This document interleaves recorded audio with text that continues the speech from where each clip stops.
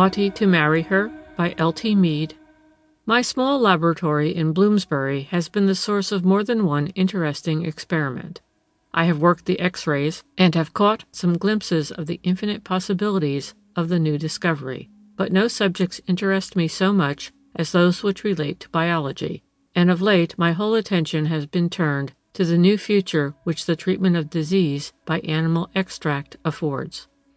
The subject in its full intensity is naturally more in the line of the ordinary medical man than myself, but if I am not a biologist in the full sense of the word, I am nothing, and it has often seemed to me that the scientific man of leisure has more opportunity for making experiments and working up valuable discoveries than his brother, who is in the thick of the battlefield itself.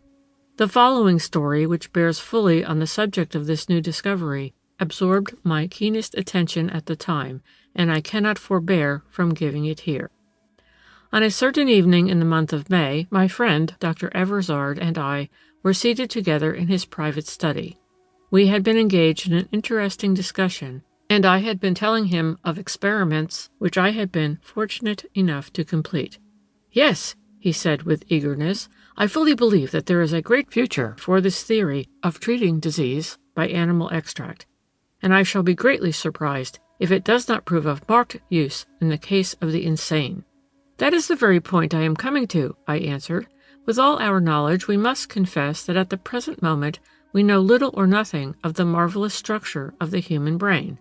Until we are better acquainted with its functions, you doctors will be in the dark as far as the real treatment of insanity is concerned." "I am by no means sure that light is not coming," answered Dr. Eversard.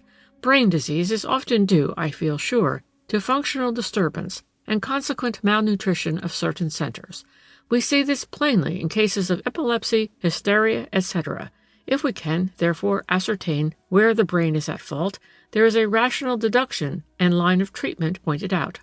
I thought over these words for a moment. Meanwhile, Eversard gave a quick glance at his watch.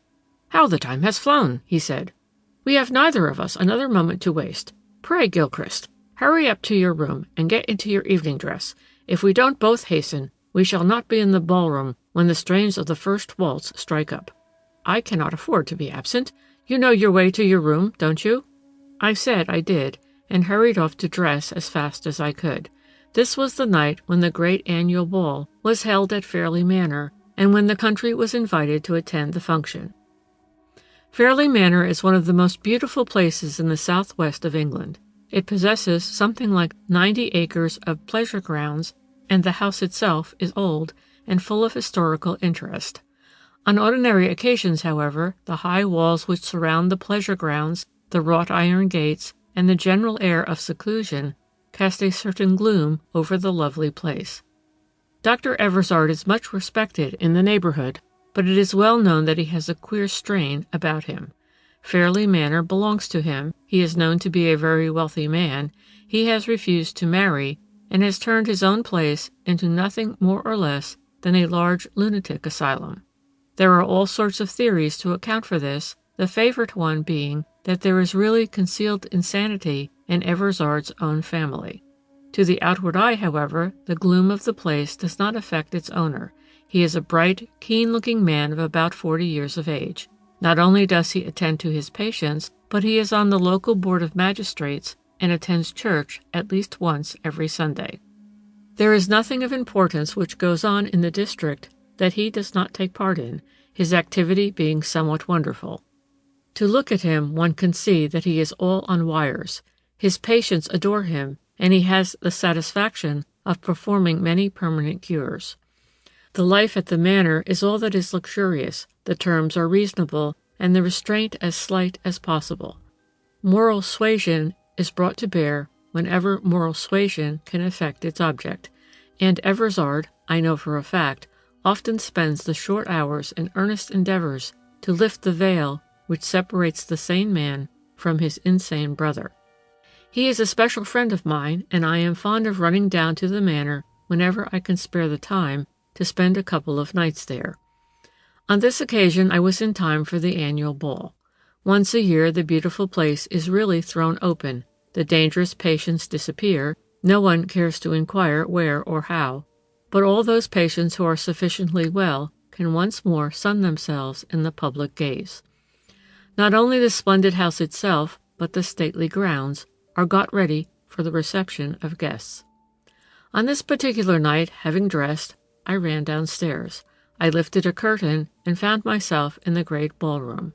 Just within the entrance, my eyes lighted on my friend Eversard and a particularly graceful, fair-haired woman of about 35 years of age. They were talking earnestly together, and I noticed that Eversard's eyes lightened, and his face seemed to contract with some displeasure as he conversed. The moment he saw me, a look of relief passed over his features, and he came a step or two forward to meet me. "Gilchrist," he said, "allow me to introduce you to Mrs. Joliffe.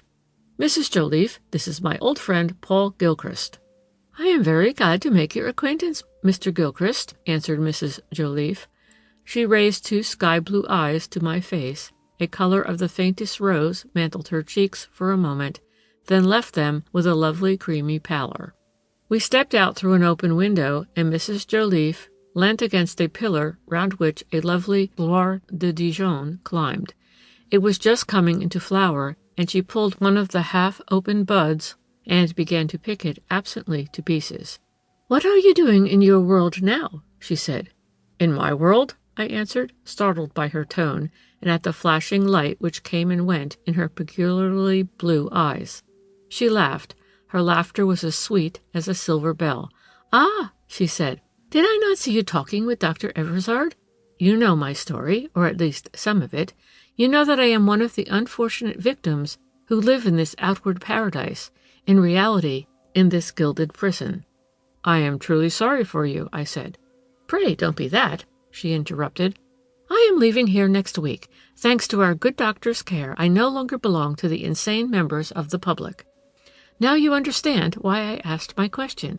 I do not wish to appear ignorant when I leave Fairley Manor. Please tell me what they are doing now in your world." She laid her small hand confidingly on my arm. "Let us walk up and down," she said. "It is quite sheltered on this terrace. Now, please, tell me." "What about?" I asked. "Oh, anything. Not parliamentary news, of course, but society gossip, little scandals, the bon mot of polite life. What is the subject which interests most now in the London drawing-room, for instance?" I began to relate one or two of the topics of the day. She gazed at me while I was speaking with large, interested, wondering eyes. "How nice," she said. "How I shall enjoy it all again. Of course, no place, for a lunatic, could go beyond this. But when one is cured, one can really enjoy life to the full. By the way, Mr. Gilchrist, you hold a somewhat unique position in London society, do you not?" "Not that I know of," I answered with a laugh. "Let me see," she continued, holding up one of her pretty little hands and beginning to count on her fingers. "You work hard, and yet you have so much money that you find it unnecessary to earn your own living." "There is nothing very uncommon in that," I replied. "Don't interrupt me. You are a noted traveler. You are partly of foreign extraction. Your mother was not an Englishwoman. In consequence, you have the foreigner's gift for languages. You know several." "Nevertheless, in these days, such a fact does not put me out of the common run," I replied. "Don't interrupt me, please. I have something further to say. You know the secrets of our prison house, and yet you do not belong to us." "What do you mean?"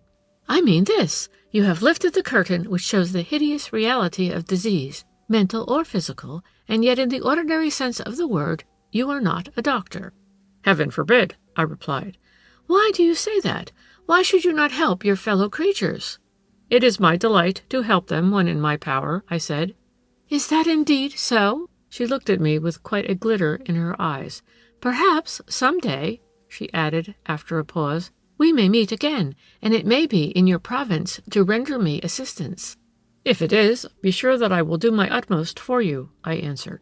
I had scarcely said the words before a neighboring squire came up to take Mrs. Joliffe in to dance, and I had no opportunity of talking to her again that evening.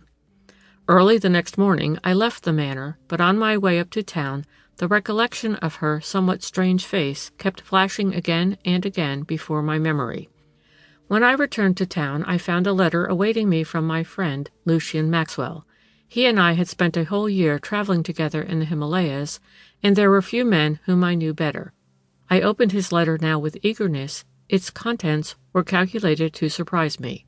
"When you read this, my dear Gilchrist, you will doubtless be astonished," he wrote. "I am about to enter immediately into the holy state of matrimony. I, who vowed against the whole thing for so long, am at last caught in the toils. My only excuse is that Laura is unlike any other girl I ever met, fairer, braver, and, I believe, more noble. I really flatter myself that these are not altogether lovers' raptures. Gilchrist, you must see her for yourself.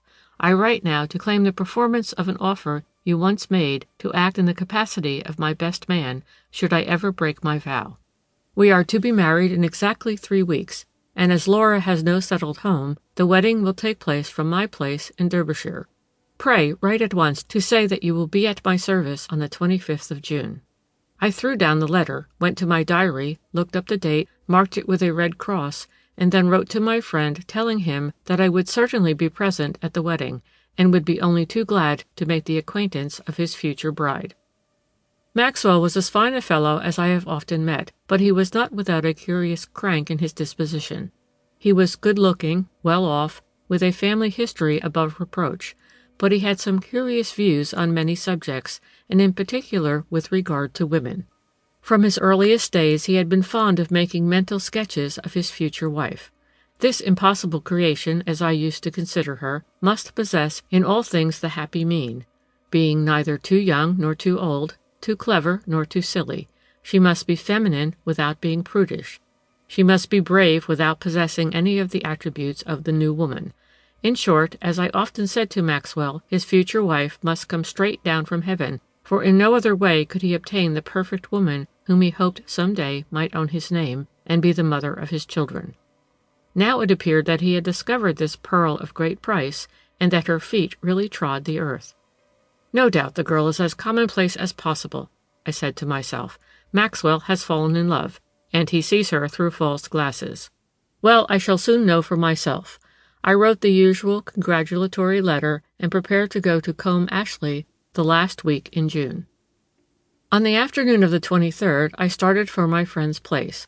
I arrived in good time, but to my surprise, no one met me at the little wayside station, which was distant about 2 miles from the house.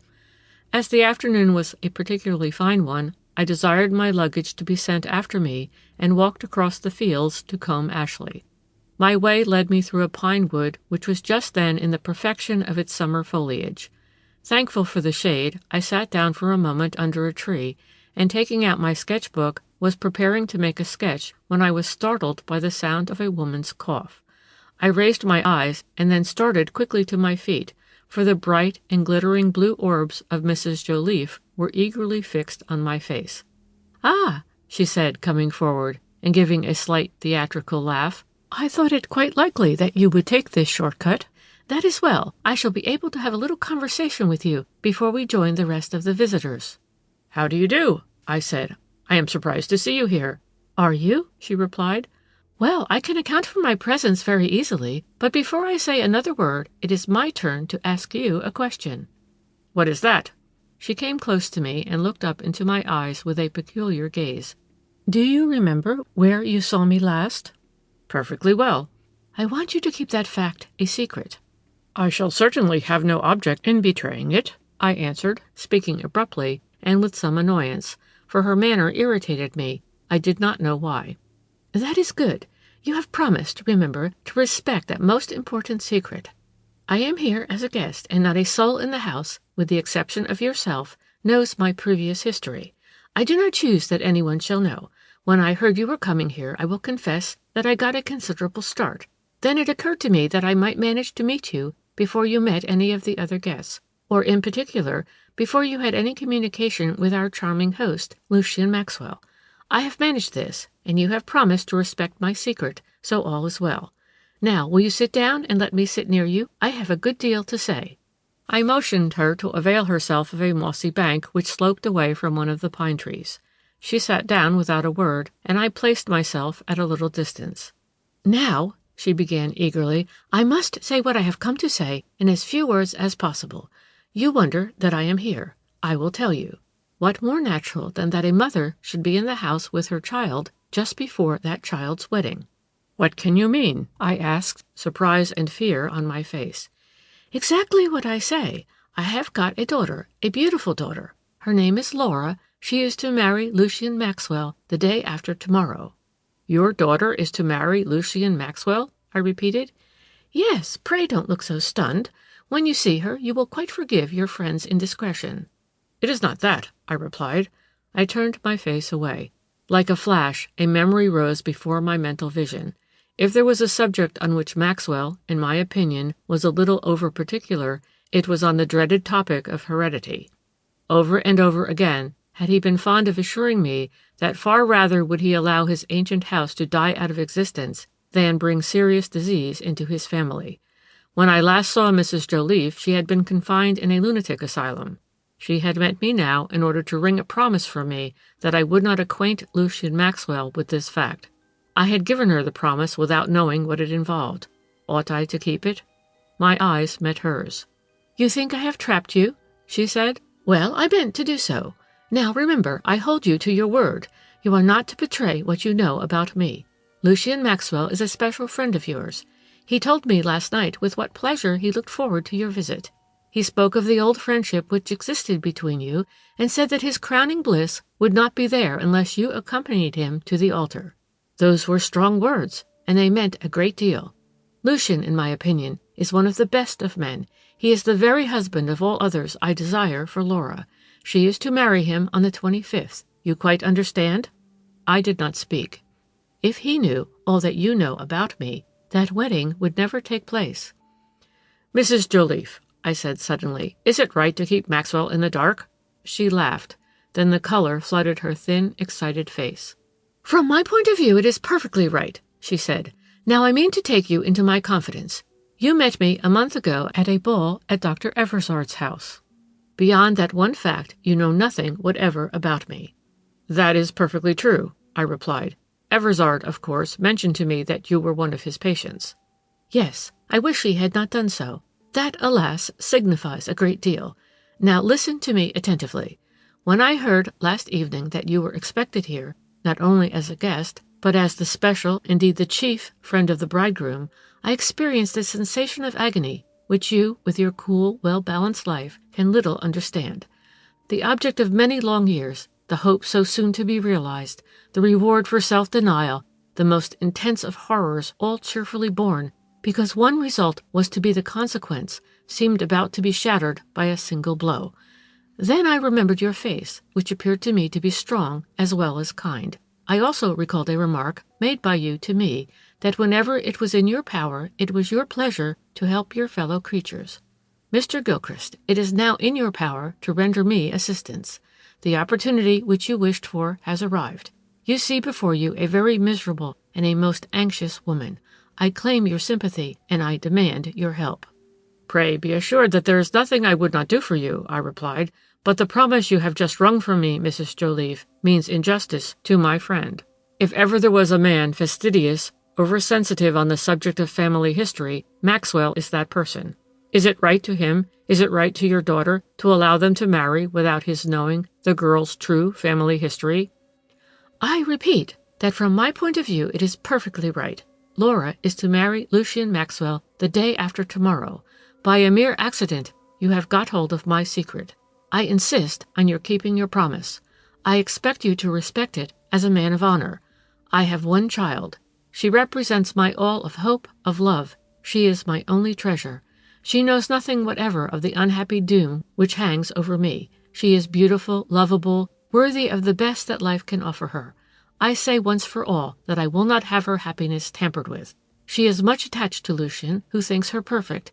He shall marry her knowing nothing whatever of my unhappy history. I demand your silence." "This places me in a most unhappy dilemma," I said. "I am sorry for you, but what is your dilemma to mine? Now I want to take you further into my confidence. You met me at Fairley Manor?" "Yes, and Eversard gave me to understand that at times you suffer from want of control over your emotions. Perhaps, after all," I added eagerly, "your mania may be of a very slight character." "If so, would my liberty have been taken from me? No, do not flatter yourself that it is anything of the sort. At a moment like the present, there is no use in mincing matters. You shall know the simple truth. The form my mania takes is the following. I am pursued by the most horrible, ghastly fear that I am being poisoned. Each kindly word, each gentle glance, each sympathizing expression seems to me at such times like the cunning of my deadliest foe. My mania rises to hatred, and unless something is done to arrest its progress, I should think very little of trying myself to take the life of the person whom I imagine is conspiring against me. But I cannot speak of it further. Only an insane person can know what I endure. Even at the present moment, even as I speak to you, I feel the sure approach of the terrible cloud which shuts away the sunshine of my life.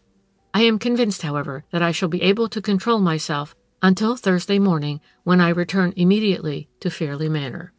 And your daughter is quite unaware of all this? I said. Yes, I have managed well. She knows nothing. My husband died soon after her birth, and when my darling was 5 years old, she was taken from me and sent to school. We used to meet occasionally in the holidays, and we always corresponded with regularity. When with her, I have hitherto had power to restrain myself. She suspects nothing. Your terrible theory of heredity cannot be correct, for I am convinced my only child will escape my awful fate. I have done all that I could by placing her in the healthiest environments to ensure that. But if she is the victim of a cruel blow, I cannot answer for the consequence. She is fragile, physically delicate. Were you to tell what you know of me to Mr. Maxwell, you would, in all probability, render my daughter insane for life. I rose to my feet. You place me in a terrible position, I replied, but there is no help for it. I will respect your scruples. I only pray heaven that I am not committing a sin in doing so. Be assured that you are acting nobly, Mr. Gilchrist. Mrs. Joliffe also stood up. She came forward and took one of my hands in hers. Heaven bless you, she said. You have lifted a weight from my mind. My Laura will now be happily married on the 25th, on which day I return to the manor. Until then, not a soul will know, except yourself, of my secret. How have you managed to keep Miss Joliffe in ignorance all this time? I asked. Mrs. Joliffe laughed. Ah, I have been clever, she said. My girl is under the impression that I have spent all these long years traveling abroad. I have 1 or 2 friends on the continent who have posted my letters to her. You will see for yourself how unnatural, how more than unnatural, it would have been had I not been present at her wedding. Afterwards I shall see little or nothing of her, but my mind will be at ease. She, at least, will be ensured a happy life.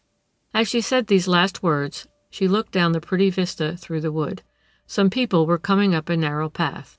Lucien and some of his friends, she exclaimed. Remember, Mr. Gilchrist, I trust you, and thank you. She gave me a glance full of gratitude as well as warning, and then, with a light laugh, ran down the path to meet her friends. I have been the very first to meet Mr. Gilchrist, she said, going straight up to Maxwell's side. Gilchrist? Exclaimed Maxwell. Has he come?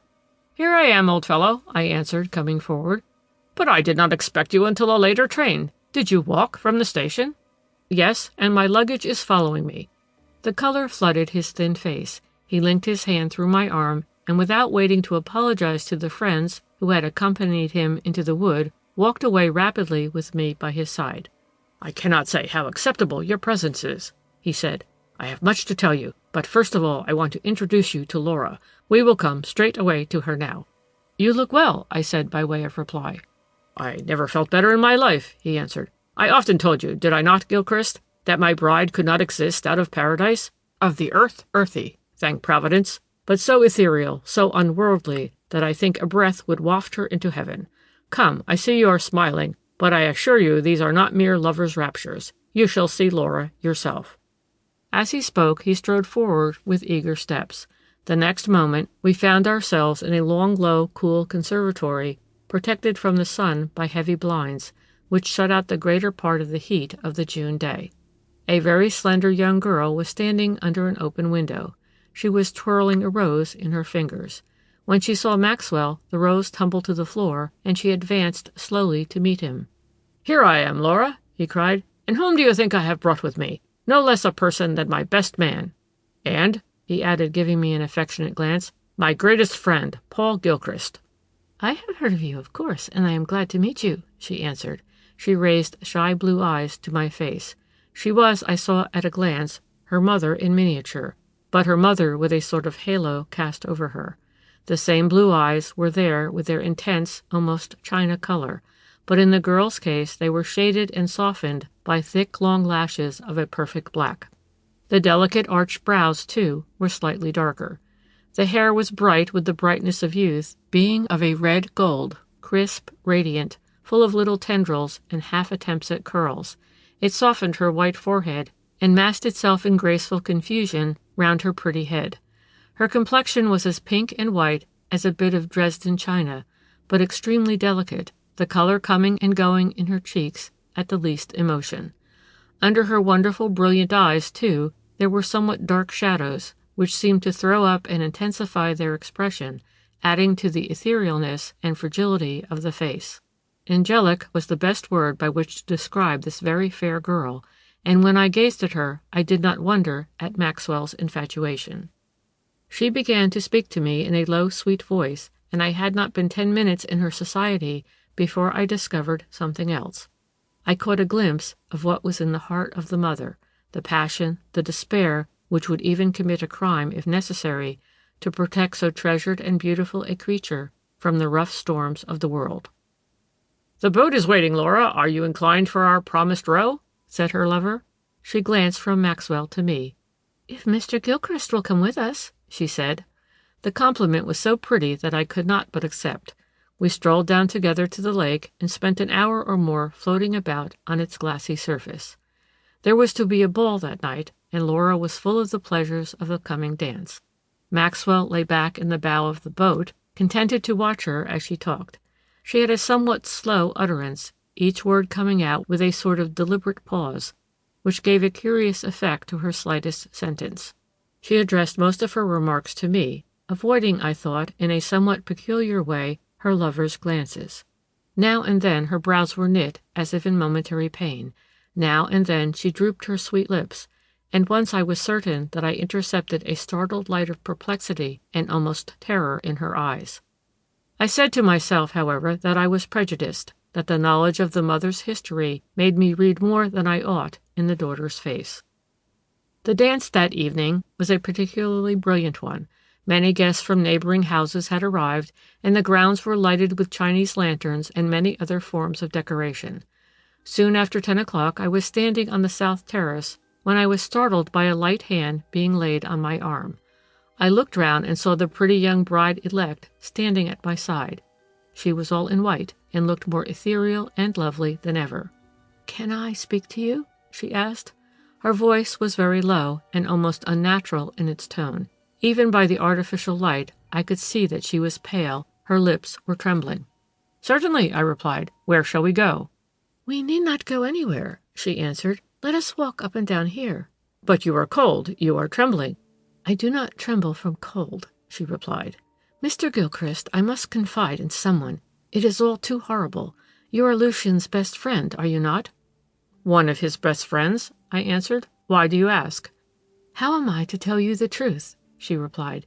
"You know I am to marry him the day after tomorrow?" "Of course." "I will not break off the engagement, for I am no coward. Besides, if my suspicions are true, I shall wish to be able to revenge myself." "What do you mean by your suspicions?" I asked. "Suspicions against Lucian, the best fellow in the world?" "Ah!" she answered with a laugh so strange that it curdled me. "You don't know him as well as I do. Lucian is not what he seems. Bend down, for I must not speak aloud. I must on no account inform my poor mother of the awful truth." "What is it, Miss Joliffe? Speak out. You startle me." "You will be more startled when you know all. Lucian's love for me has changed. He is trying to poison me." "What nonsense," I answered. "You must be mad to talk in that way." The next moment I was sorry that I had used the word. She started away from me and put up both her hands to her face with a puzzled and terrified gesture.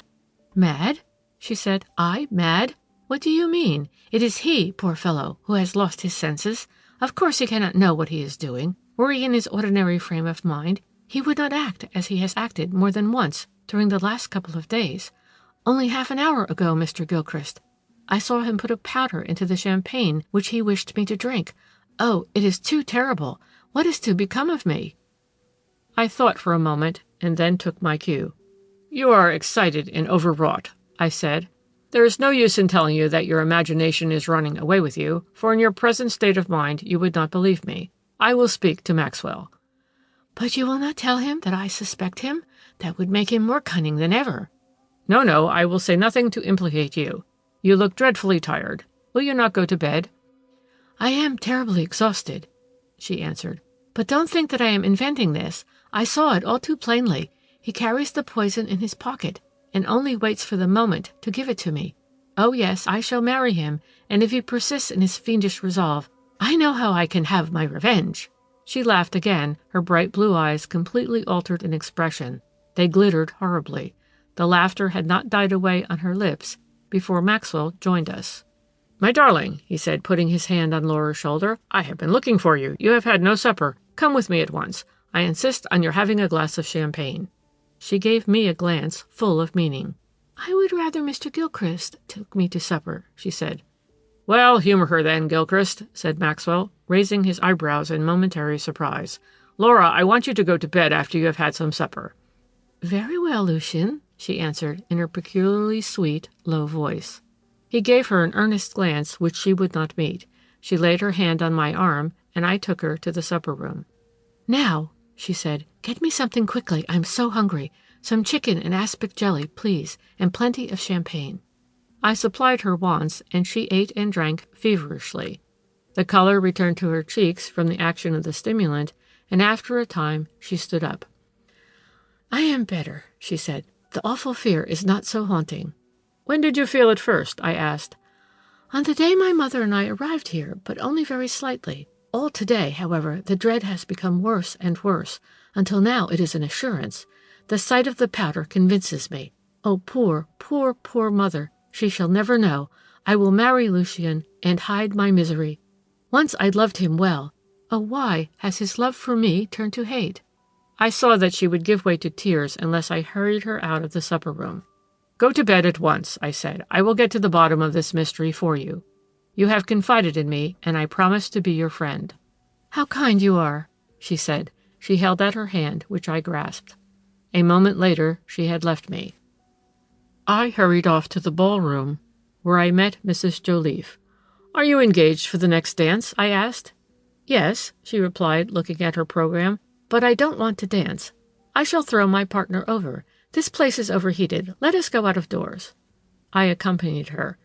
"Mrs. Joliffe," I said the moment we got outside, "you must be prepared for a very painful piece of information." "That you do not intend to keep your word?" she said. "It has nothing to do with that. You are a brave woman, and I am sure you will take what I am about to tell you bravely." Her face turned pale. She pressed one hand against her heart. "I am accustomed to shocks," she said. "I know what you have come to tell me. Lucien has discovered my secret." "He knows nothing. All your suspicions are wide of the mark. What I have to tell you is far more terrible." "Good heavens! Speak!" she cried. "Your daughter—" "Laura? What of her? Is she ill?" "In one sense, she is very ill. Mrs. Joliffe, she inherits your malady. Tonight she gave way to an aggressive form of the madness which at intervals wrecks your life." "Impossible!" said the miserable woman. She stepped back a few paces and looked at me with glittering eyes. I gave her a faithful version of the incident which had just taken place. When I had done speaking, she covered her face with her hands. "Has all my suffering and my self-denial been in vain, then?" she cried. "All the years of loneliness, of horror, have not been sufficient to avert the curse? Oh, my God! Why should it fall on her? On her, my innocent angel? Was not one victim enough? What is to become of me?" "Try to calm yourself and listen to me," I said. "Mrs. Joliffe, I do not think this marriage ought to go on." "Mr. Gilchrist, it must go on. I think of no one but Laura, and you are bound in honor not to betray me. I know, none better, the workings of the insidious and terrible malady. Have I not gone through it all? Laura feels badly tonight, but tomorrow in all probability she will be her own happy self again. The attacks at first are always slight. Laura will be quite well tomorrow. That is, unless she gets a shock. If she gets a shock now, she will be a maniac for life. Mr. Gilchrist, I hold you to your promise." I was silent. "You are bound in honor. I hold you to your promise," repeated the unhappy woman. "What can be the matter?" said Maxwell's voice at that moment. "Why, Gilchrist, you look quite pale. Mrs. Joliffe, I have come to claim you. This is our dance, is it not?" She put her hand on his arm, made some light and laughing remark, and turned away. I went upstairs to my own room. It is needless to say that during that night no sleep visited my eyes. My position was sufficiently embarrassing to test the nerves of a strong man. I had obtained, through an accident, the possession of a ghastly secret, which first concerned Mrs. Joliffe and then her daughter. Both mother and daughter were victims. The girl was about to marry my greatest friend. I had given my word of honor not to betray the secret. For long hours I paced up and down my room. What was I to do? Without being a doctor myself, I found myself in the position of the family physician. It is an understood thing that a doctor does not betray his patient's secrets. On that point I entertained strong views. Here was a case which illustrated the theory. Without being a doctor, I was in the position of one. I felt bound to be faithful to Mrs. Joliffe. Unless Maxwell found out Laura's terrible malady during the following day, I could do nothing to enlighten him. I went downstairs to breakfast, feeling ill at ease. Afterwards I strolled away by myself. My one hope, and it was a miserable one, was that Laura would betray herself that day, and that Maxwell would be warned in time before he was united to a mad wife. To my distress, however, her mother's words with regard to the young girl turned out to be correct. When she came to breakfast, she looked calm and happy. Her eyes met mine with serene unconsciousness. I managed to have a chat with her, and found to my added perplexity that she had forgotten every word she had spoken to me on the previous evening. She was devoted to her lover, and went about the grounds hanging on his arm. Mrs. Joliffe gave me one or two triumphant glances. I could not join the rest of the happy party. I went away to the wood, and finding a secluded spot, sat down to think out the situation. I must keep Mrs. Joliffe's secret, but at the same time I must take some means to rescue Maxwell from the appalling fate which hung over his head. Suddenly, as I thought, a memory returned to me. I seemed to hear my friend, Dr. Eversard, speaking. Brain disease, he said, is often due to functional disturbance and consequent malnutrition of certain centers. If we can, therefore, ascertain where the brain is at fault, a rational line of treatment is pointed out. I sprang to my feet. "I have it!" I cried aloud, excitedly. Had there been time, I would have gone to consult Dr. Eversard, but there was none. The wedding was to take place at 2:00 on the following day. I could not possibly reach Fairley Manor and return within the allotted time to Combe Ashley, but I might go to London and be back before the wedding. With Dr. Eversard's remark in my mind, I thought carefully over the experiments which I had lately made with regard to animal extracts as a means of cure. If Eversard's idea were correct, there was a certain portion of Laura Joliffe's brain which was not sufficiently nourished. The new line of treatment pointed out a definite cure for this. If I could supply the unhappy girl with the portions of brain which were faulty in her own, I might gradually overcome the terrible malady which threatened her. In short, now was the time for me to test the experiments which I had so lavishly made in my little laboratory in Bloomsbury. There was not a moment to lose. I hurried to the house. Maxwell was smoking a cigar on the terrace in front of the house. "Maxwell," I said, "will you order a trap immediately? I must catch the next train. I shall be back here by 12 tonight, if that is not too late." "Not a bit," replied Maxwell. "I will sit up for you." He hurried off to give directions, and in a very short time I found myself driving to the railway station. I caught my train and reached St. Pancras in good time. I drove straight home, entered my laboratory, secured a certain box of carefully prepared medicine, and took the next train back to Derbyshire. After 12 that night, I was once more in my friend's house. Maxwell came to meet me. "You look fagged," he said. "Come and have some supper. It is waiting for you." I went into the dining room, made a hearty meal, and then asked Maxwell if the other guests had retired to bed. "All except Mrs. Joliffe. For some reason she seems to be in a strangely nervous condition. She asked when you would return, and said she would like to speak to you." "She is the very person I want to see," I answered. "Let me go to her at once." "I suppose I must not know what the mystery is?" "I am afraid I cannot tell it you," I answered, looking at him earnestly. For answer he fixed his eyes on my face. "I had a bad 10 minutes today," he said. "Laura—" "Whatever?" I asked. "Nay, I will not tell you. She is all right again now. You will find her mother in the library. Do not let her keep you up long." I went to Mrs. Joliffe with a sinking heart. She started up eagerly when she saw me. "What do you mean to do?" she asked, coming forward. "This," I said. I took the box which I had brought from town out of my pocket. "What does that box mean?" she asked. "Sit down and listen to me quietly," I said. "I have been making experiments, important experiments, with regard to a new cure. I need not waste time now in repeating to you exactly what I have done. Your part is to obey my directions implicitly." "If I do not?" she asked. "Then I shall consider myself absolved from my promise and will tell Maxwell the entire truth." "I will do anything you wish," she said. She was trembling exceedingly. At this moment she was obliged to lean her hand against the nearest table to keep herself upright. "The box which I have brought with me from town," I continued, "contains capsules. These capsules are made of gelatin, and each of them contains a certain dose. The medicine is of a new and important kind. In my opinion, and in that of Dr. Eversard, it acts in a direct manner upon the higher nervous centers. There is a strong possibility, Mrs. Joliffe, remember I cannot speak with certainty, but there is a very strong possibility that within this little box lies the cure of your daughter's malady." "God grant it," she said. Her great eyes glistened through sudden tears. "Your daughter must take 3 of these capsules daily," I continued. "You must get her to promise this. Give her one when she wakes in the morning, give her another before she leaves here with her husband. Wring a promise from her that she will never omit to take 3 daily." "I will do so," she answered. "God bless you, Mr. Gilchrist. Have you anything more to say?" "Yes. Miss Joliffe must also furnish you with her address. There are enough capsules in that box to last her exactly a month. If they do anything for her, she will in all probability be obliged to continue the cure for months, perhaps years. I must be placed in a position to be able to supply her with more capsules. The whole thing is an experiment, and it may fail, but it is the very best I can do." "There is no fear of any other evil resulting from the use of this strange medicine?" asked the mother. "None whatever. If the capsules do no good, they will at least do no harm. I have taken many of them myself. Remember, I have hopes, strong hopes, but no certainty. This, however, is the only thing that I can do."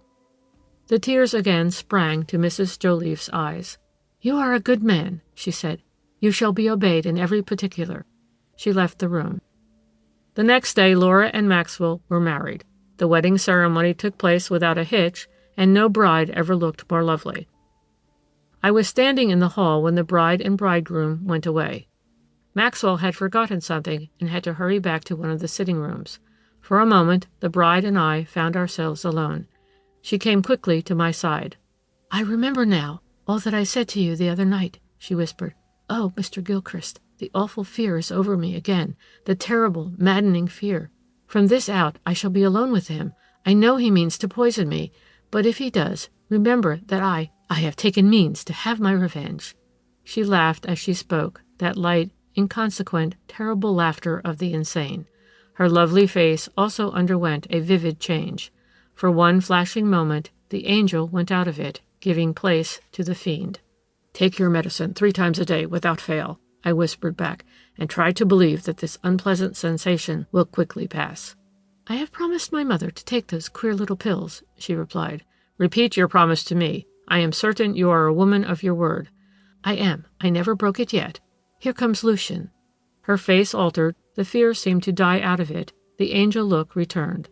She sprang into the carriage, laughter on her lips, the light of happiness in her blue eyes. What I suffered during the next few weeks it is difficult to describe. No news reached me with regard to Maxwell and his bride. Mrs. Joliffe, according to her determination, returned to Fairley Manor. My sleep was broken at night. My waking hours were haunted by the dread of a terrible catastrophe. Had I done right? Had I done wrong? This question haunted me day and night. Would the capsules effect a cure, or would Maxwell find out, when too late, that I could have warned him against his awful fate, and yet did not do so? At last, on a certain fine morning, 1 month after the wedding, I could stand the mental strain no longer, and hurried off to Fairley Manor. As soon as I got there, I had an interview with Mrs. Joliffe. She came eagerly to meet me. Her face was bright, her eyes full of happiness. She placed a letter in my hands. I saw at a glance that the writing was Maxwell's. "Read that portion," she said, pointing to the 3rd page. I did so. "I am glad to be able to tell you," wrote Maxwell, "that Laura, who was nervous and depressed, and was at times, I must add, very strange, during the first fortnight of our honeymoon, has now quite recovered her normal spirits. She is really in excellent health, has a good appetite, and is putting on flesh. I doubt when we return to England if you will know her for the fragile girl who left her native land a short time ago. There is only one odd thing about her. She insists on dosing herself with some extraordinary little capsules 3 times daily. She is looking over me as I write and begs me to say that the supply is nearly out, and she wants some more. She thinks they have a wonderful effect upon her, soothing her nerves in an inexplicable manner. I have brought a fresh box of medicine with me, I said. Please send it to Mrs. Maxwell by the next post. Mr. Gilchrist, said Mrs. Joliffe, I intend to try your medicine on myself. If it has effected a cure on my child, why not on me? Why not, truly, I answered. End of Ought He to Marry Her.